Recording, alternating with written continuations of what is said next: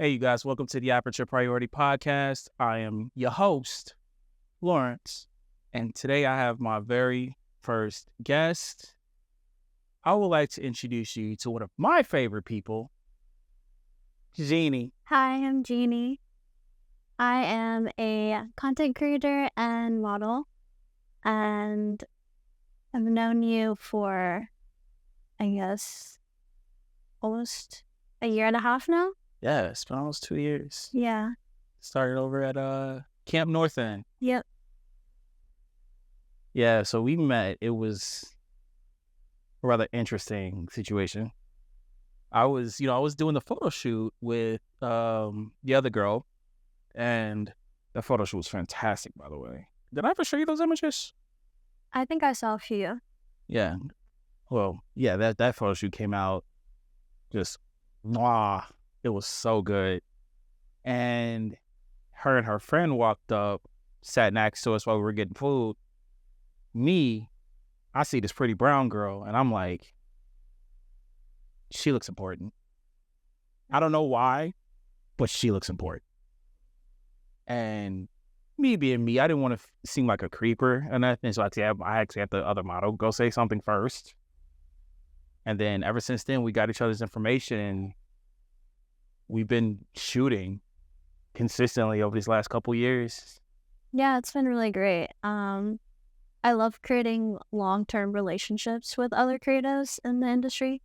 I just feel like over time, you really start to get to know each other's unique work styles and aesthetics. And then, I don't know, I think it's just a really nice way of creating content with someone. Oh, I definitely agree. Speaking of which, how long have you actually been, in your realm of creating content? I started quite some time ago. I would say probably since high school. I had an Instagram since middle school, like most people did, right when it was kind of really popular back in the day.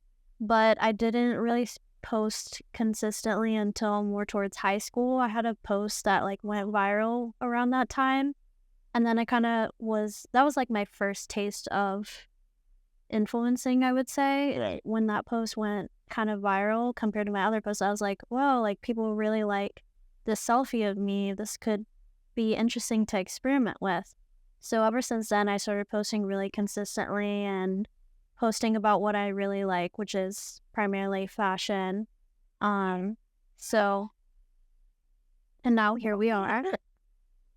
Years later. One thing I do love about you is you're really into fashion, but you stay within this aesthetic of blacks and grays and just very muted colors. Yeah, it wasn't always like that though. Back in high school, I was very much more colorful and I experimented a lot. You colorful? Yeah, believe it or not. Okay, I need you to show me these, because as far as I've known you, you've always had this muted aesthetic, just layers and textures and patterns, but it's always within the either muted color or grayscale palette.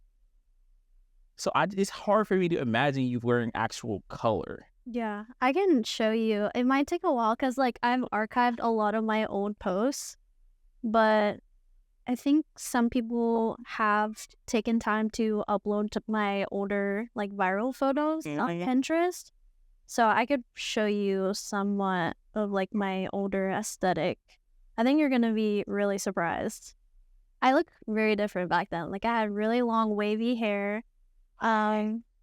I would wear colored contacts, really heavy, dramatic eye makeup, and I was actually into gold jewelry more so. Now I'm completely silver. I would wear any color really. So you've had a full on just 180 flip. I did, honestly. I don't really know what triggered it. That's what we call growth. Okay, so here's an old selfie of. Oh my God. Wow. I mean, I could tell it's you, but it's just it's so different. Yeah. I think back then, I didn't really have a sense of I guess, like, who I was and, like, what I liked. And so I would kind of just try everything back then, Right.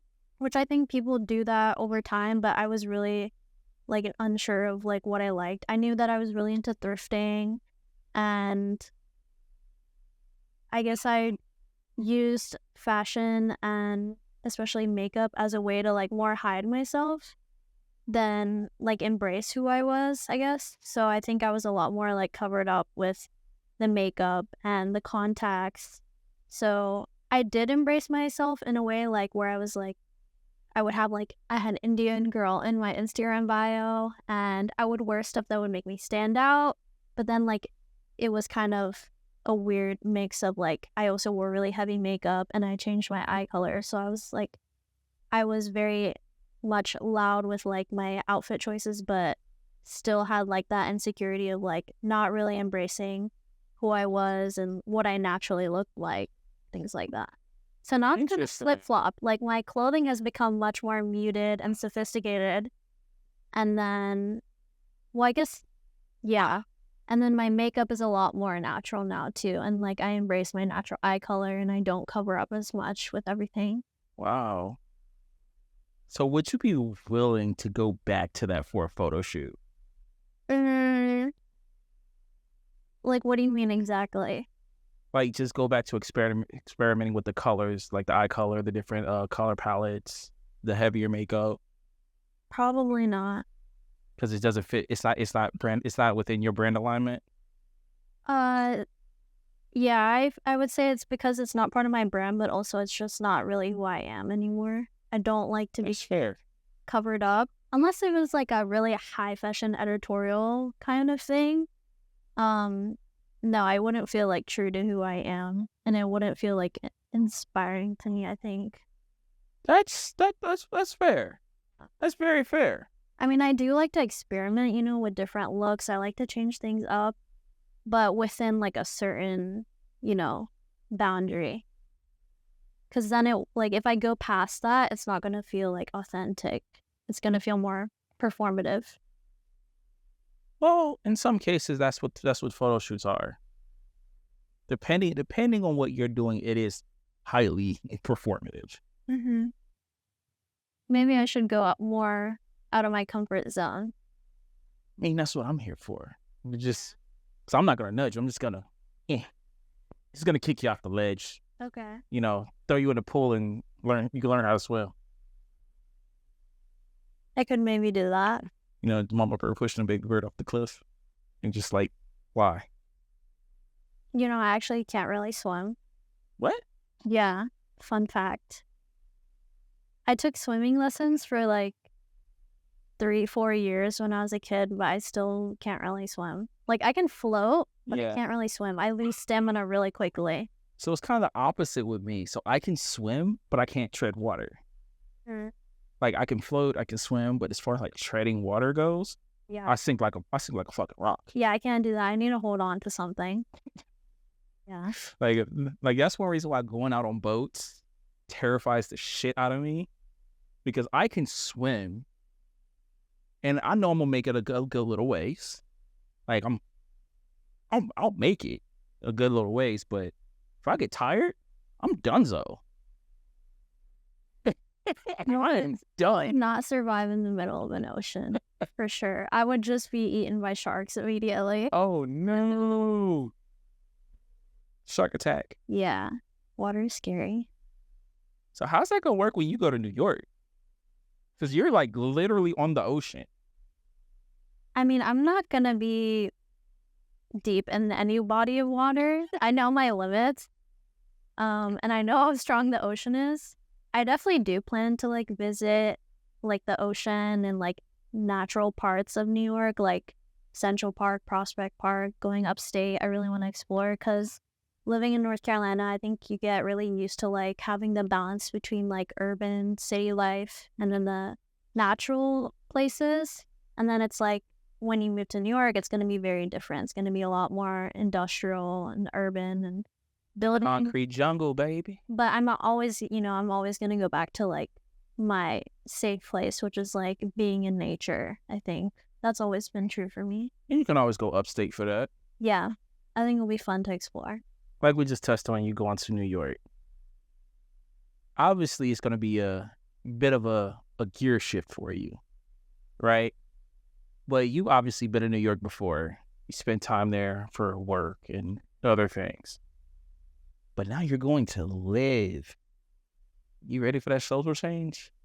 I like to be kind of head first into things with that. Like, whenever I want to try something, I don't let myself overthink it.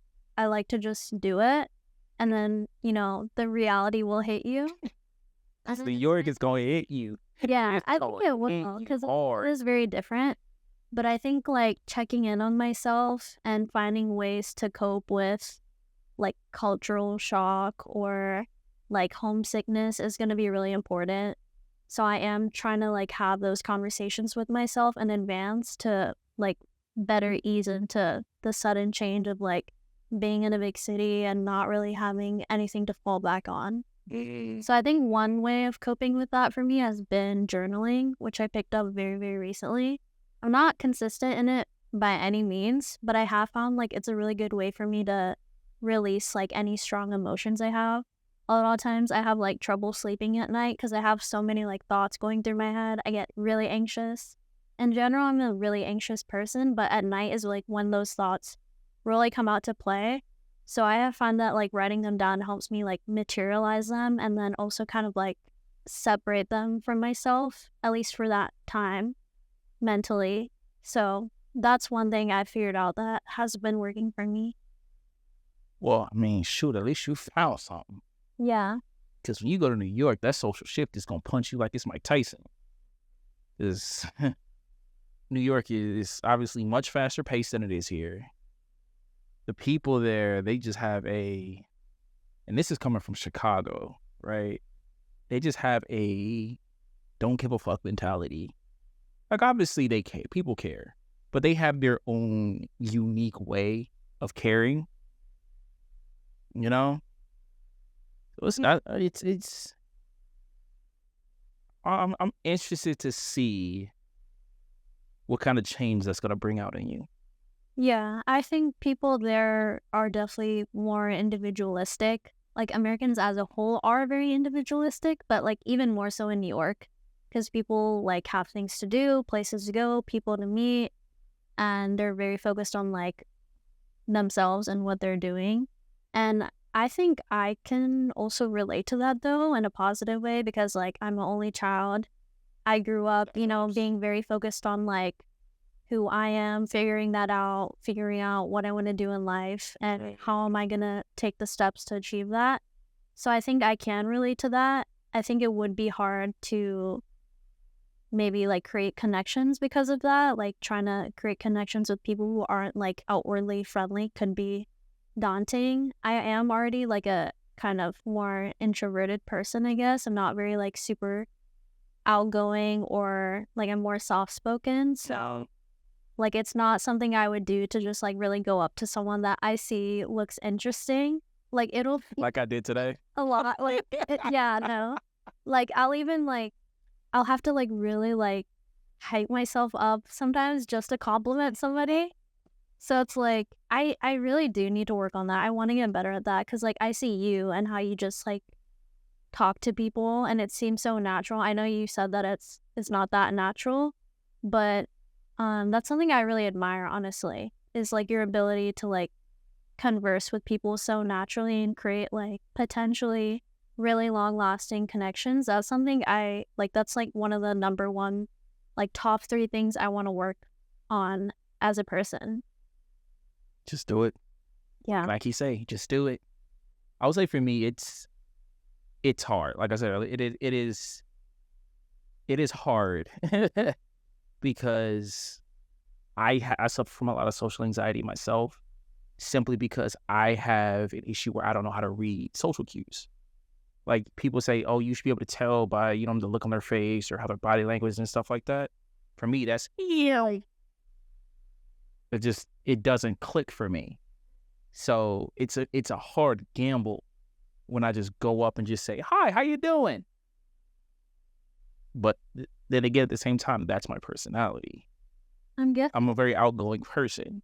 Yeah, I'm guessing like most of the time, probably like 95% of the time, somebody might look intimidating or something, but it ends up being like a positive interaction. Yeah. Because I know some of my closest friendships, like the girl I showed you earlier, Honeybee, when I first met her, if it wasn't for the fact that it was through a mutual friend and that we shared a common interest in creating like content and entertainment, we probably would have never worked together, because naturally she has this RBF that is so hardcore. Is it worse than mine or Yeah. the same? Okay. It's worse than yours. She looks like she's gonna punch you in the face. Mm-hmm. But she's an absolute sweetheart. Yeah. And You can never tell You just by can't. his face. you can't. And it's an interesting concept. Mm-hmm.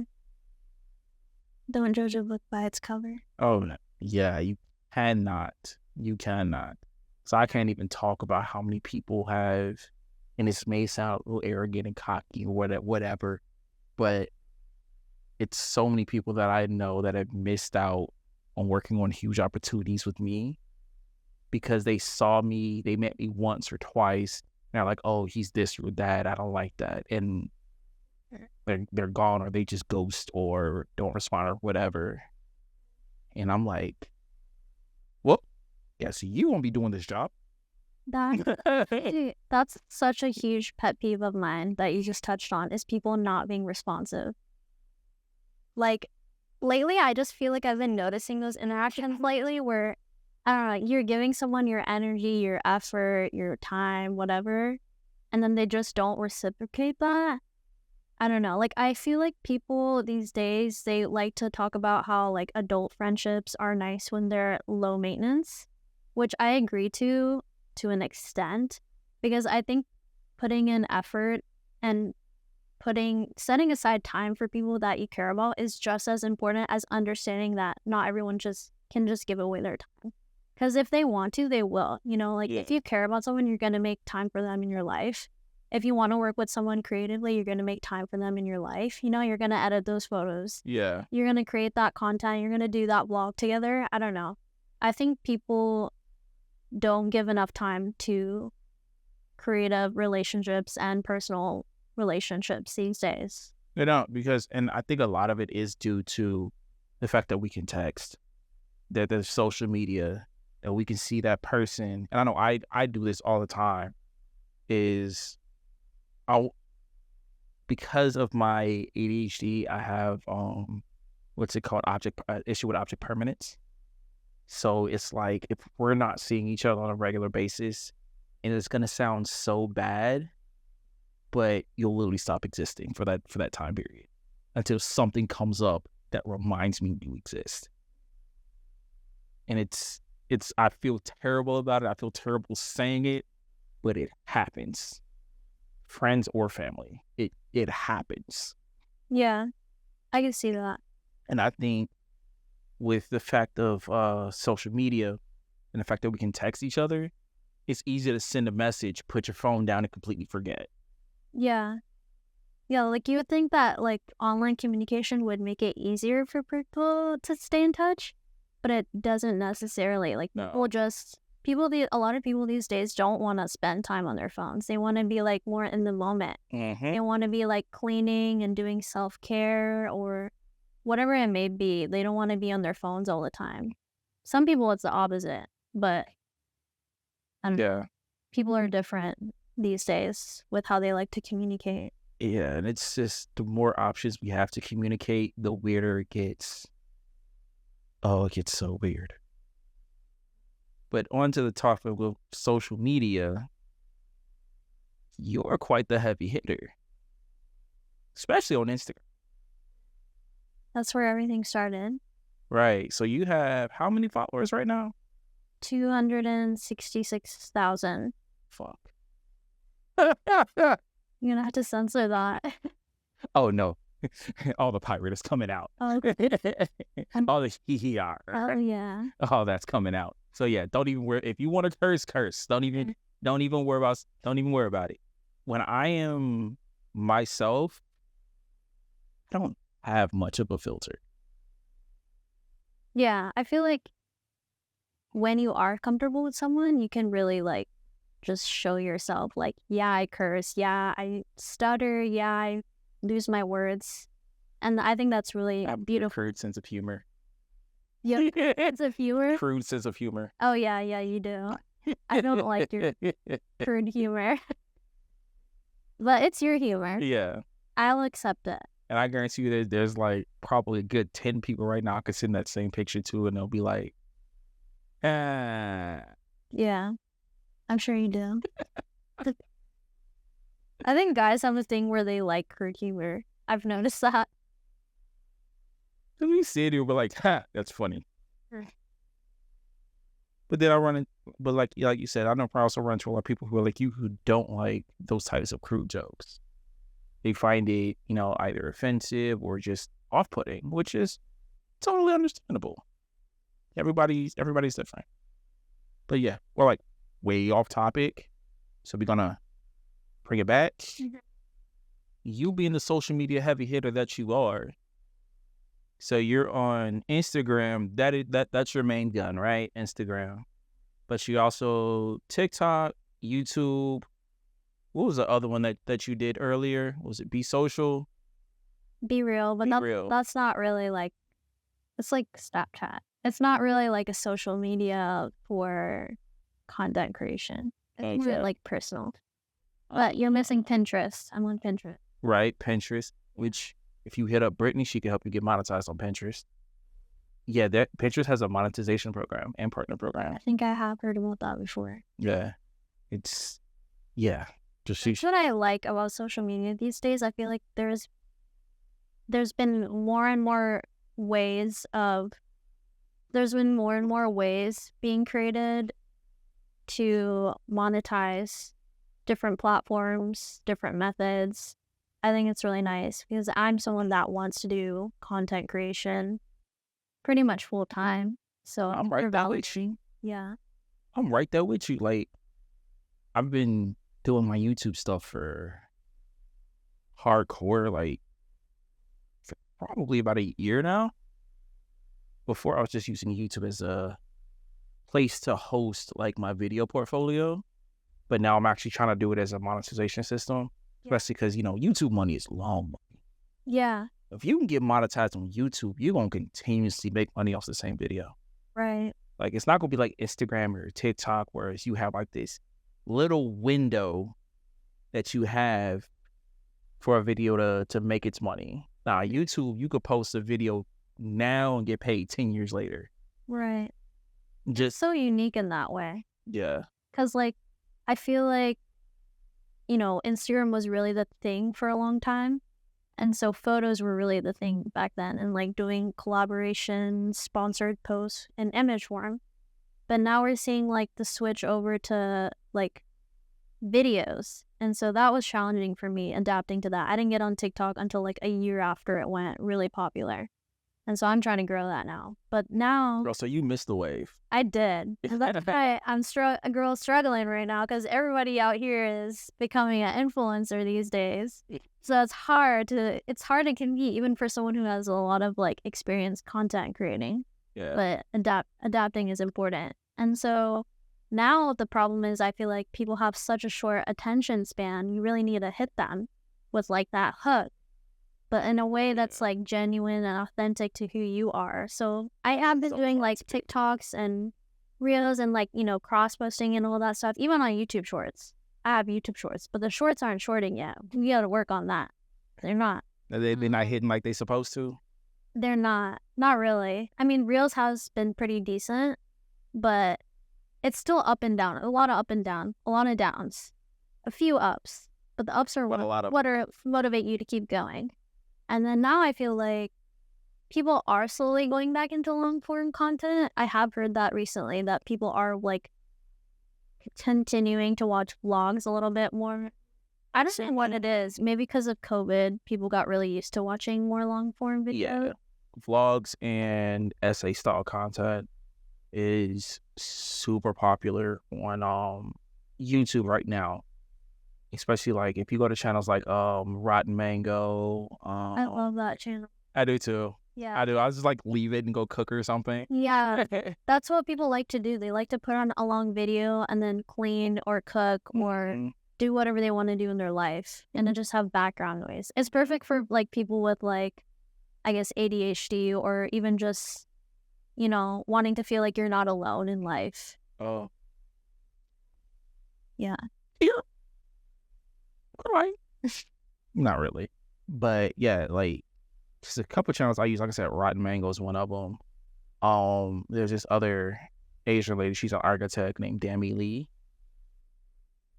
So she's an architect, and she's like, she'll break down, like, I'm really big into cinema, you know that, and she'll do like Dune's brutalist architecture and how we see it today in like France or whatever. She'll break down like in the UAE, they have this project called The Line, and it's about, I think it's a kilometer or a couple kilometers long. I can't remember the exact numbers, but it's just, no, it's a kilometer. I think it's a kilometer wide and like 10 kilometers long. But it's literally a line that cuts through the desert, and it builds up into the sky, and then it's just like everything is like inside there. It's supposed to have like train systems and roads and all types of stuff. And she broke down like what could be bad, what could be good, about what concepts for it. Like she'll do like different yachts, all types of stuff. And that really resonates with me because I started my photography journey in architecture. You've been a model for as long as I personally know you. How long have you actually been like modeling and doing your thing? So it started around the same time I started doing content creation on Instagram. I found that growing up, it was hard to express myself, being like an only child, and I would say not necessarily having like the most healthiest relationship with my parents. So I found that I was really expressing myself mainly through clothing, which is how my love of fashion started to develop from a young age. And then through that, I discovered that I really enjoyed taking selfies and photos wearing outfits that I liked. So a lot of my earliest photos I pretty much took by myself or with the help of my friends. I remember my friends would always make fun of me for like always being the girl to ask for a photo.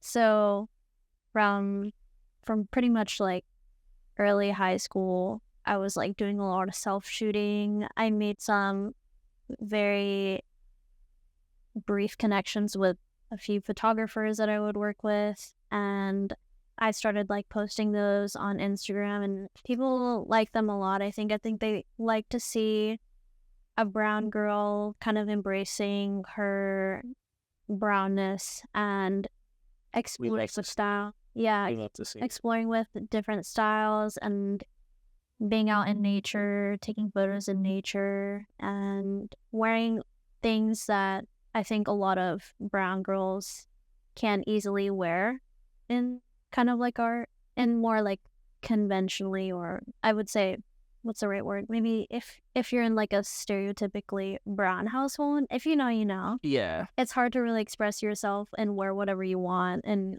do your makeup how you want. So the fact that I think I was doing that and posting about it online, people thought it was very inspirational. So it kind of started from there. Interesting. So I gotta ask, print or runway? Can I say both? Really? Yeah. So I know you did fantastic in the show that I got you casted for. Mm-hmm. Were you in Heartfelt? I don't remember. Or Impossible? I did Heartfelt one. That's right. That's right. So I think it was the year that I met you. Yeah, that's the first runway show I ever did. Really? Yeah. I've only done like 2. It was that I got you in. Yeah. I feel special. I mean, my audition, but yeah, I heard about them through you. Yeah. Everybody always loves you. That makes me happy to hear. It's very validating because if I could get more runway opportunities, I would do them.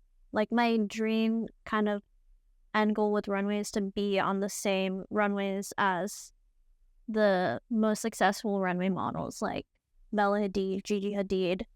Well, you're going to New York, so you're going to be in the right place.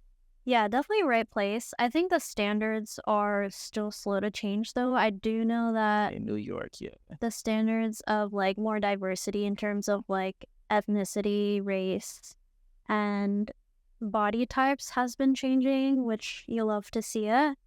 But I feel like the standards haven't changed in the sense of, like, height diversity. I'm not saying a lot of petite models on runways. Like, I'm 5'2". They consider petite, like, 5'5". Yeah, 5'5", probably about Yeah. $120. Well, what am I then? Am I just non-existent? Because that's what it feels like. Because I feel like I have the potential runway presence of, like, a taller model. Like, I think they just need to give more chances to women that are petite, because we're real women and we can represent clothing in a good way. Absolutely. I totally agree with that. Not that taller women aren't real women. I just want to say that petite women are also can be fashionable and present clothing well. And I think you and your brand, and I think that's what's going to be really big for you when you go to New York, is that you already have a brand that shows that. And I know one thing, after working with several agencies, I know one of the biggest things that's going to sell you in that sector of the market is your brand, your marketability. And you being in marketing, you know how that works. You know that if, as a face, as a person, if you cannot sell X, Y, and Z clothing, regardless of what you look like, the chances of you getting casted, it goes way down. I mean, and that's the reality of it. Yeah. Because as a designer myself, and from working with different designers or working with different casting agents, one of the things that we always look for is, yeah, she looks good, but pretty is boring, right? Pretty is boring. What else can they do? If I put them in a hoodie, how well can they sell this hoodie? How good do they make my hoodie look? If I put them in a hat or a pair of shoes or some pants or a dress or whatever, how good do they look in that? If I spend the money to put them in this, will that equate to sales later on? Will that bring my vision to life and bring it to a point where I can sell this? Or it's going to cause eyes to go to my website, to go to my brand and say, okay, I liked what she had on here. They don't have that for sale, but I like this. Yeah, I definitely have more experience with, like, necessarily, like, would print be considered including, like, photos that aren't published? Okay, yeah, I have experience with, like, plenty of print modeling that just hasn't been published. Just being behind a camera, taking photos in a studio or in an outdoor setting. And, I mean, I'm pretty comfortable with that. I feel like as a petite woman, though, I feel like we get boxed into that, though. It's like, oh, you have such a commercial look. You're not tall, but you can still do a beauty campaign or a clothing campaign. Right. And then they put us into this, like, boundary of, since you're not tall, you can't present clothing on a runway walking in front of people. I just don't think that's true. And it's, fundamentally speaking, it's not. But coming from a marketing standpoint, I get it. Like, obviously, the thinner they are, the less fabric they have to use, the less the designer has to spend. It makes sense. The taller they are, the bigger the billboard is, so to speak. Right? If you have this extremely tall model, let's just say, let's throw Naomi Campbell, right? Everybody knows Naomi Campbell. She's got to be like, what, 5'11", some change, probably like 6'2", 6'3" in heels. She's a walking ad campaign when she hit that runway. Whatever somebody put her in, it was a sign saying, go buy this. And I mean, that's I guess generally what they're going to be looking for. Right. But the reality of that is that most people aren't that tall. No, not at all. At least most women. Really makes sense to model clothing on people that aren't generally the audience, because the average height for women is like what, like 5'5"? Yeah. I don't see like necessarily how that translates, other than them trying to show like more of an aspiration to, you know, a certain beauty standard. Like tall women are very beautiful and they look beautiful in our clothing. Everyday customers of designer high-end fashion are not that tall. Everyday women are not that tall, so the clothing is not going to look the same on them as it does on a model. Like, how many times has anyone ever ordered something that they thought looked good on the model, that when they tried on themselves, it looked completely different? It looks trash. A different body type, it's a different height, they need to get it altered. Mm-hmm. And so that's why I think we really need to have more petite women in runway modeling. Like, yeah. And it's funny because that happened a lot with not Temu, what's the other, Shein. Because Shein, and what's the other one, Fashion Nova? Like a lot of people were getting outfits that they saw on the website, and especially Fashion Nova. You know, Fashion Nova is basically California. They use real curvy models. And I'm talking about like hourglass shape models. yeah. And people were getting them. It's like, it doesn't fit like this on me. But they're failing to realize you don't look like that model. So of course it's not going to fit the way it fit on them. But I think in terms of height, I think it just goes back to the whole billboard thing. It's just a bigger presentation. And it feels more, if that makes sense. I guess, yeah. I don't agree with that, but I understand. Yeah, and I'm just speaking from a designer standpoint, from the creator standpoint. Yeah. Like, I generally would want a taller model in the stuff that I'm coming out with, just for that factor. But I also understand the fact that, again, like you said, most women aren't that tall. They're not 5'9", 5'9", 5'11", 6 foot. So yeah, I know I'm gonna have to have some shorter, more petite models, just for that, I guess, realism aspect.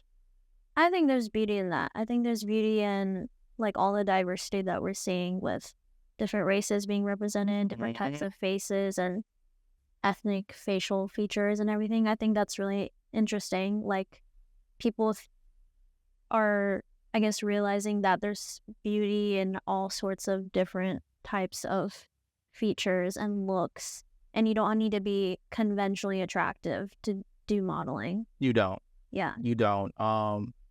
As long as you look good and you can sell the product, you can get booked.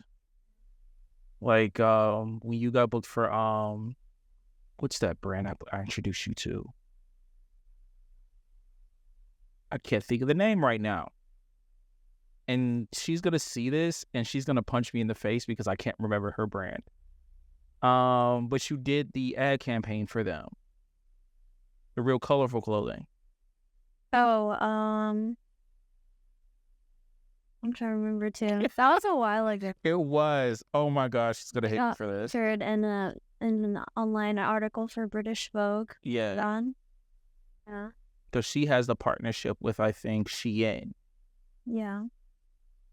Which, blessings to her. I was so happy for her when she got that. Yeah, that was an amazing opportunity. Yeah. Especially because they cover all the costs for like manufacturing and whatnot. Yeah. Great.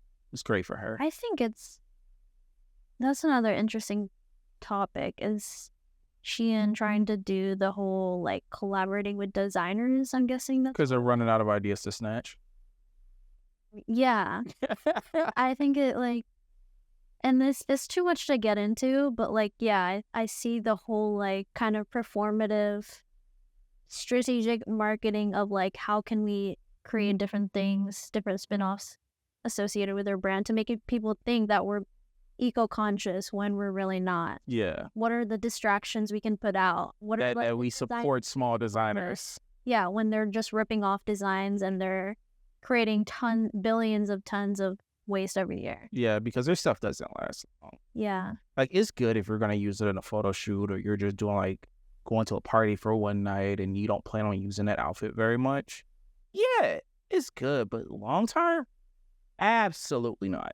Yeah, and I feel like if anyone like looked into it, or if anyone even cares, they might question like why someone like me who's like really values vintage and like designer fashion would associate myself with Shein, which I like in general I wouldn't want to do that. I don't want to do that, especially like moving forward. But for me at the time it was like a modeling opportunity, and I'm still really trying to grow as a model because it's something I want to do full time. So I'm not necessarily in a position where, or like I don't have the privilege to reject an opportunity at the place. Can't choose your clients just yet. Right. And like the fact that like it got featured in British Vogue, like anything that, like that was a big, I feel like feature for me. That was a big milestone in my modeling career. And so like having moments like that is going to only make it easier for me to represent Indian women in modeling and petite women in modeling. So I wouldn't say like I'm like ashamed of it necessarily, because it is like a accomplishment. Mm-hmm. But like moving forward, I do want to be like more maybe selective about brands I associate myself with, because Makes perfect sense. I don't like, I don't want to support Shein, but it was a good opportunity at the time. Definitely. So we've been working pretty much under the flag of trade work since we've met. I enjoy your look and the work we create. You enjoy the way I shoot, and same thing, work we create. And I know you are hyper selective. You're probably one of the most selective models I've ever met. I am. I love how you reinforce that. No, I think like being selective speaks to having taste. And taste is subjective, but It is. Taste is also tied to your brand, your personal brand. And if you don't have a personal, strong brand, then I think you're harder to work with, because you'll just represent anything. Yeah. And someone that represents anything isn't as, I guess, interesting to support as someone who's very strong in their beliefs and knows what they want and is authentic when they create something. Because this is actually a part of who they are. That makes absolute perfect sense. And so I'm not someone that's like 100%, I guess, brand safe, because like I am picky about brands that I work with nowadays, and like creatives, photographers that I work with, because I want that the person that I work with should be like in some sense like a reflection of me and what I want to do. Oh, yeah, definitely. Now, my question to that is, my follow-up is, are you going to be the same when you go to New York? I would not like to like ever put myself in a box, I guess, because I don't know how things are going to change when I go there. Who knows? I might act like the New York air. I don't know what it's going to do to me. It might make me want to act up and start wearing more colors. Oh. It might make me, I don't know, I might get like runway opportunities. I really don't know how I'm going to change as a person. I like to think I would say somewhat similar, like still like passionate about like content creation and modeling and experimenting with photography and platforms that I'm on. I like to think that because I want to really dedicate myself to those things and really hone the art of doing them. But I can't say like in this moment, I don't know what is going to change. I can only say that I hope that I get more opportunities within what I'm interested in to elevate myself and like hopefully turn it into like a full-time thing, because a lot of people don't know this, but I actually am not a full-time content creator and model. I do have a main source of income totally unrelated to everything that we talked about. Right, because you work for a publishing company. Yeah, I do. In the marketing department. Yeah. Which is, again, it kind of ties back. Yeah, marketing. Yeah, kind of goes with like marketing yourself and creating a brand. Yeah. But yeah, like I've always been interested in marketing. Like when I went to school, like I didn't really know what to study. I knew I liked fashion, but like there's no way my parents would have let me study fashion or like even go into modeling.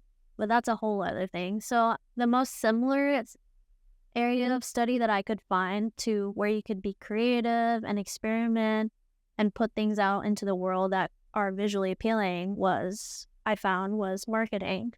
So that's what I studied in school, and that's what I have my main career in. But ideally, one day I'm going to get to that point. Like, I feel like this is an aspiration in all creative people's lives where your passion becomes your main source of income. Yeah, we all trying to get there. Yeah. It's a hard road. It really It's a hard road, especially for photographers. It's a hard. If anyone that's out there that does something creative as their main hustle is honestly just, I'm so jealous of you.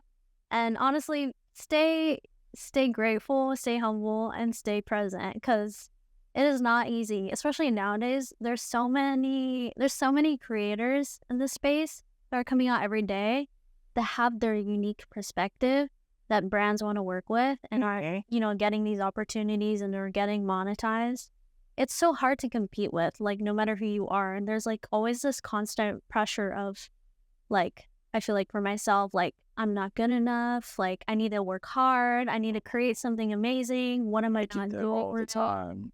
Like, why are things not working? Why am I not where this person is? Like, this person looks like they have everything going on for them. I think everyone struggles with that. I struggle with that, Mm-hmm.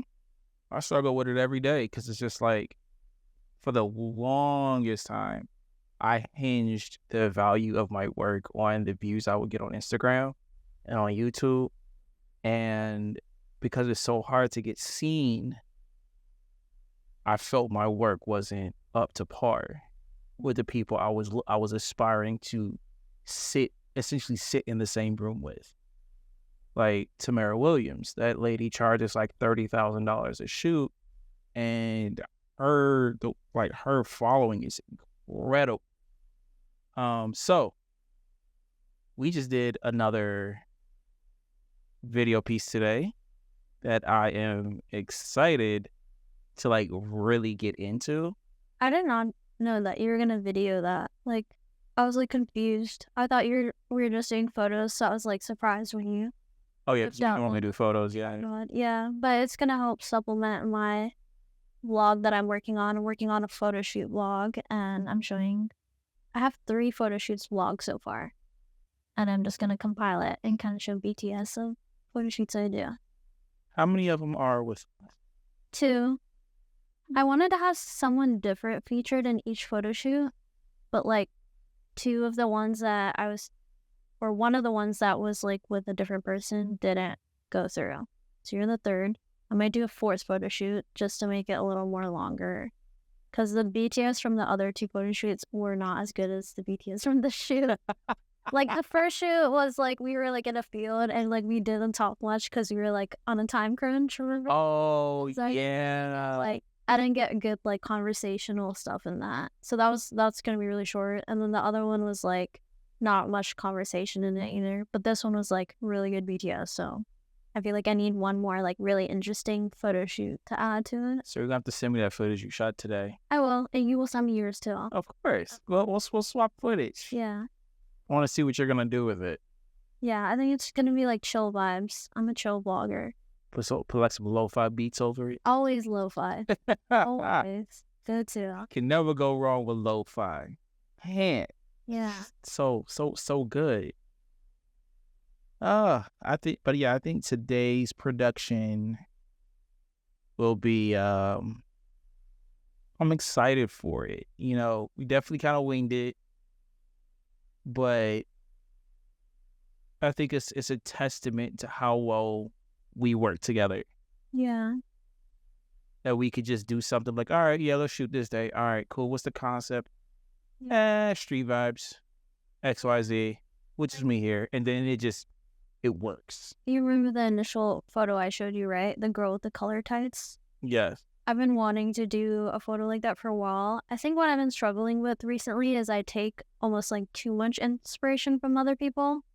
Because like, I have certain restrictions living where I am. I have a limited amount of space and limited ideas as a person. So like, I like to really look at what other people do, people I like, people that I find inspiring. But I feel like I've been struggling with really putting my unique perspective on things, which today I feel like I did a really good job because I completely forgot about that photo I showed you. A lot of times I want to recreate a photo exactly, but that's not like really putting your unique twist on it. But today I feel like I really brought in like almost like the office siren vibe, like sitting at the table with the chess imprints into it, and putting my legs up on the table was like kind of office siren-y. I feel like office siren is so true to who I am too. Like I love like the 90s minimalism silhouettes. We did that other photo shoot at my apartment and I was like wearing the glasses and stuff.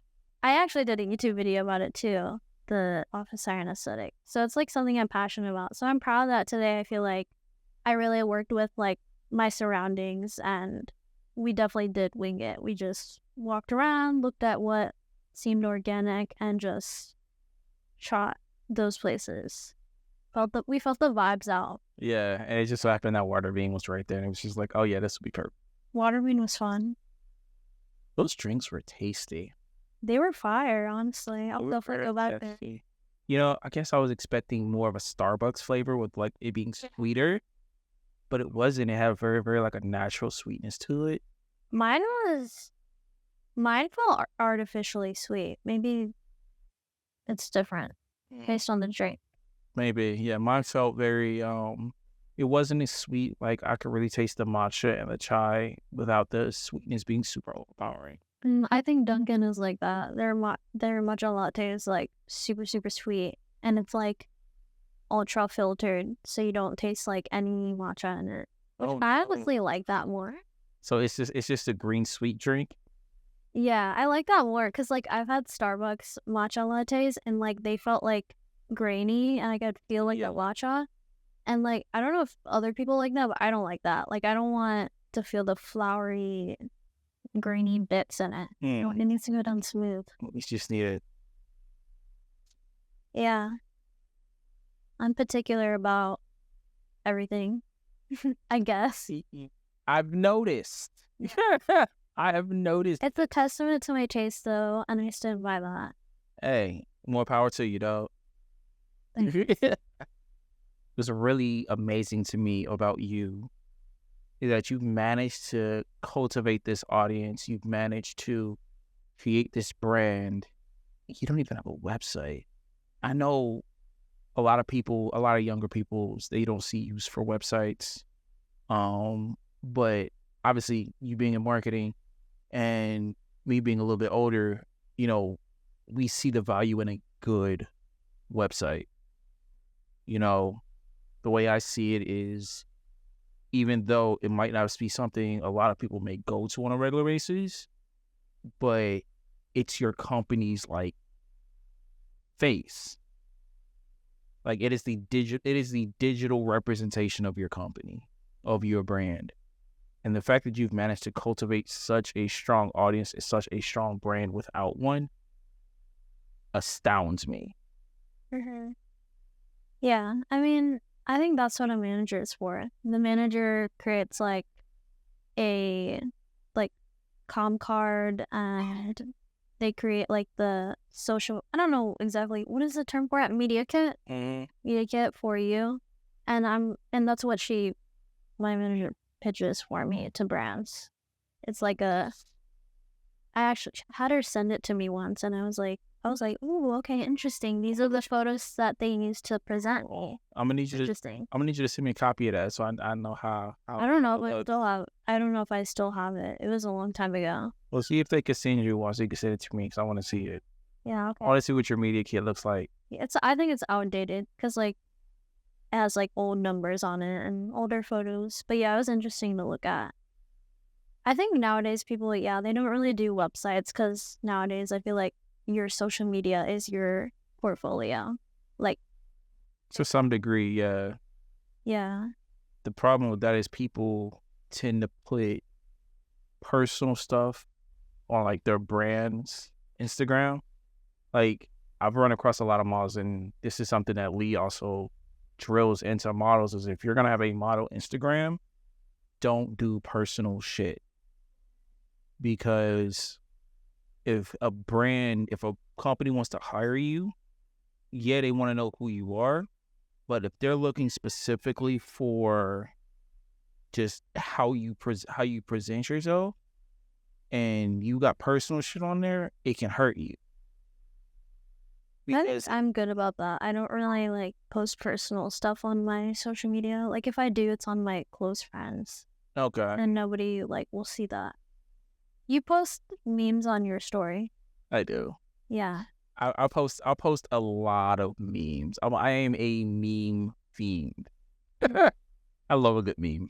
I don't usually watch them because they're so random. They are. I'm just like, what is this? Like, is this Facebook? Like, swipe. But yeah, it's just a testament to how my brain works, and my brain is random. I can't help it. But with all that being said, one thing we definitely got to do is we got to get you a site done. Okay. I got you, G. Don't worry about it. But you know what I'm saying, we got to get you a site done. Be a nice little portfolio site, nice little about me section. You know what I'm saying? So people get to know who Genie is. We can throw on like maybe like a little members only section or something like that, to maybe where you want to, I don't know, teach posing or teach how to do like selfie content or something like that. Make a little extra money on the side with it. I mean, it could be something. It could be a little something. You know what I'm saying? Okay. A little something. I think that's our time for today. See, I love having these talks with you. You know, we always find out more about each other every time we have one of these sit downs. I think that's going to be it. I think we're gonna call a wrap here. I think we had a very good session, very good pod, and yeah, I'm excited for this. Thank you guys for watching. For the first episode of watching the Aperture Priority, I will have more. I have a couple of the guests lined up, and I can't wait to get those done as well. But this is the first episode. Thank you, my lovely Genie, for being so gracious and so patient with me for getting this together. Of course, it was fun. Enjoyed it. Awesome. So until next time, guys, I love you. Peace. Follow me on Instagram, TikTok. I was about to say LinkedIn. Don't follow me on LinkedIn. Pinterest, YouTube, because I'm trying to grow that. And stay tuned to my journey, because I just have this feeling like New York isn't ready for me. I'm about to blow up.